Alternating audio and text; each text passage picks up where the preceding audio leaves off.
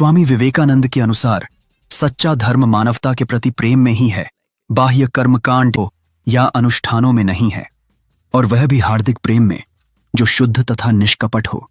यदि मनुष्य शरीर तथा मन दोनों से शुद्ध नहीं है तो उसका मंदिर मस्जिद चर्च में जाकर ईश्वर उपासना करना व्यर्थ ही है।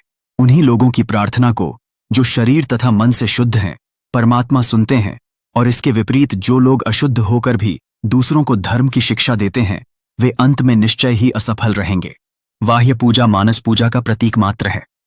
असल में मानस पूजा तथा चित्त की शुद्धि ही सच्ची चीजें हैं। इनके बिना बाह्य पूजा से कोई लाभ नहीं। इसका सदैव मनन करना चाहिए। अतः तुम सभी को यह अवश्य स्मरण रखना चाहिए। आजकल कलयुग में लोगों का इतना अधिक मानसिक पतन हो गया है कि वे यह समझ बैठे हैं कि वे चाहे जितना भी पाप करते रहें, परंतु उसके बाद यदि वे किसी पुण्य तीर्थ में, किसी हज यात्रा में या किसी रोमन चर्च में चले जाएं, तो उनके सारे पाप नष्ट हो जाएंगे। पर यदि कोई मनुष्य अशुद्ध मन से मंदिर मस्जिद चर्च में जाता है तो उसका पाप और भी अधिक बढ़ जाता है तथा वह अपने घर निम्नतर स्थिति में वापस जाता है। तीर्थ वह स्थान है जहां शुद्ध पवित्र लोग रहते हैं तथा पवित्र वस्तुओं से परिपूर्ण है। किसी स्थान पर पवित्र लोग रहने लगें और यदि वहां कोई मंदिर न भी हो तो भी वह स्थान तीर्थ बन जाता है।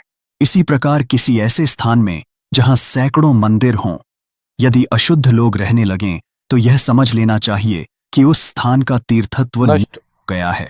अतएव किसी तीर्थ स्थान में रहना भी बड़ा कठिन काम है, क्योंकि यदि किसी साधारण स्थान पर कोई पाप किया जाता है तो उससे तो छुटकारा सरलता से हो सकता है, परंतु किसी तीर्थ स्थान में किया हुआ पाप कभी भी दूर नहीं किया जा सकता।